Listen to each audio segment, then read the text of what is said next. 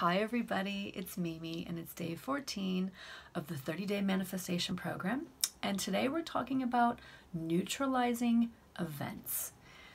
You may or may not be aware, but when a event happens around something that's unwanted, so often we attach negative meaning to it, or we attach a negative story. So let me give you an example. Let's say, for example, you have a fight with a friend or a partner or a family member.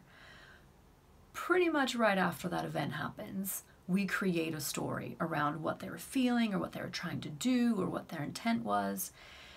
And the reality is that event was just a collection of facts.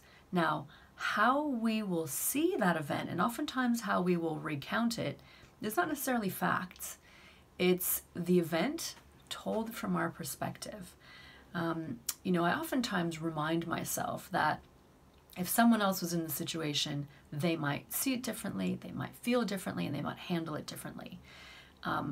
We process events and everything in life really based on our own perspective. And our perspective is born out of a range of thoughts, feelings, and beliefs that are collected, put in our little suitcase along our lifetime.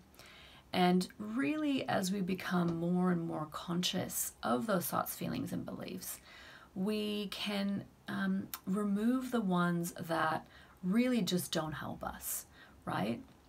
And certainly attaching negative meaning to any event, it just doesn't help us. No doubt many of us have memories of events that have happened in the past, and they could be, connected to any area of our life: work, family, relationships, health, etc., that we physically feel negative about. Doesn't matter how much time has passed, we can pull up a memory and it can trigger a physical feeling: tears, sickness, anger, sadness. And what I'm trying to highlight is that our memory and our perception of situations can create a physical feeling, and we have control over that. We don't have to rethink of events in the past, or in the distant past or in the recent past, as negative. We can neutralize them. And the way that you neutralize them is, one, not letting yourself tell a story around it. Remembering that how you receive an event, or how you process or categorize or even describe an event, is really based on your perspective. And we remove the power of an unwanted event by not painting it as negative, right? It can be unwanted, but it doesn't necessarily have to be something that's life-defining. And so how we describe events, the meaning that we attach to those events, and ultimately what we do with it as that event moves from the present to the past, is really, really important, because we can carry that pain and relive that pain over and over and over again, even when that event is far, far behind us. Your mind is a very powerful tool, but it hasn't really significantly evolved in the last 10 or so thousand years. The mind has been developed really to protect us. If we think back to caveman times, we were surrounded by physical danger in terms of wild animals. We're not living in that reality anymore. We're living in reality of different dangers. But our mind can be a very, very powerful positive tool, and also can be a very unhelpful tool.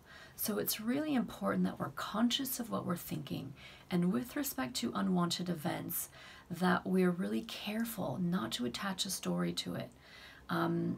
So for example, if we have a fight with a friend, we can create all kinds of stories. They are jealous, they wanted to get back at me, they've wanted to hurt me from the beginning. We can create all these stories around these events.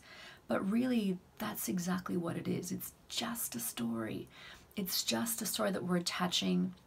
It's based on our perspective that may or may not be true, probably not true. And I guess at the base of it, it's actually not helpful. By attaching a negative meaning or a negative story and therefore negative emotions to events, it doesn't help us. It doesn't protect us. It creates this event that can possibly trigger us for years and years and years and years into the future. Whereas instead, if we simply, say, okay, we had a disagreement and what we do from here is up to us. I know that I've had amazing times with that person.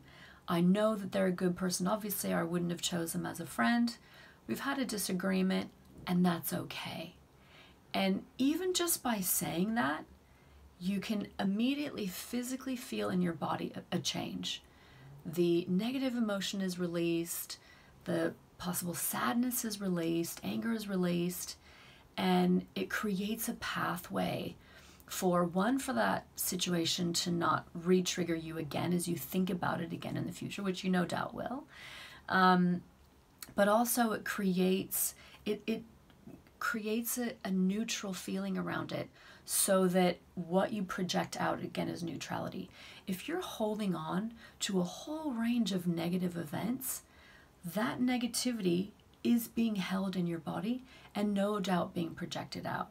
So sadly, you're going to be continuing to attract negative events because you're holding on to all this negativity in your body. And no doubt we've all come across those people who are really angry because, there's been a number of probably difficult or upsetting events in their past. But because they've attached meaning and because they've held on to those events, all they're doing is projecting anger and negativity out, and therefore it keeps coming back. So none of us want to experience unwanted things, right? And often unwanted things come to us because we have negativity that needs to be released. So I think that's the other thing, is that if you experience an unwanted event, know that it's come from a place where that emotion lives in your body and needs to be released. So it's happening for your benefit, one. Always trust that the universe is and life is working for our benefit. But in terms of neutralizing events, the reason that you want to do that is so that you can stop that negative, continual projection of negativity, and you can stop holding on to negativity. And by doing that, that creates a pathway for all the wanted things to come into your life. So I hope that's helped you, and I look forward to seeing you in the next video. Bye.